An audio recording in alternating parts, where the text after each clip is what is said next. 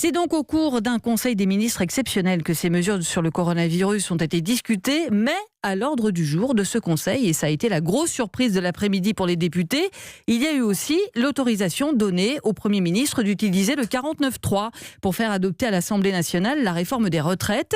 C'est donc Édouard Philippe qui est venu engager la responsabilité du gouvernement à 17h30.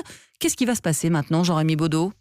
Eh bien Fabienne, concrètement, depuis hier aux alentours de 17h30, les discussions sur la réforme des retraites sont suspendues à l'Assemblée avec ce 49.3. Vous le disiez, Édouard Philippe engage la responsabilité de son gouvernement sur un nouveau texte. Car rappelons-le, ce texte n'est pas la version originale proposée à l'Assemblée en février. C'est un nouveau texte contenant, selon Matignon, tous les accords et convergences entre les organisations syndicales et patronales. L'exécutif a aussi sélectionné plus de 200 amendements de la majorité et de l'opposition sur la pénibilité ou l'emploi des seniors. Quelques exemples. L'UDI a obtenu que les pensions de réversion soient possibles pour les couples pacsés, ou encore les communistes que les éboueurs bénéficient de la clause du grand-père. Politiquement, le prochain rendez-vous, en fait, c'est mardi.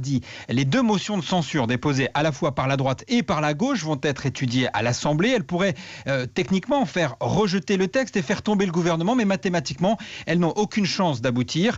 Le texte sera ainsi adopté en première lecture avant d'être étudié au Sénat. L'opposition attend déjà le projet de loi pour tenter de riposter. Reste à savoir quelle sera en fait la réaction des syndicats qui, eux, continuent de négocier au sein de la conférence de financement. Édouard Philippe leur a adressé un courrier hier soir. La CGT annonce, elle, déjà de nouvelles mobilisations. Jean-Rémy Baudot du service politique d'Europe 1.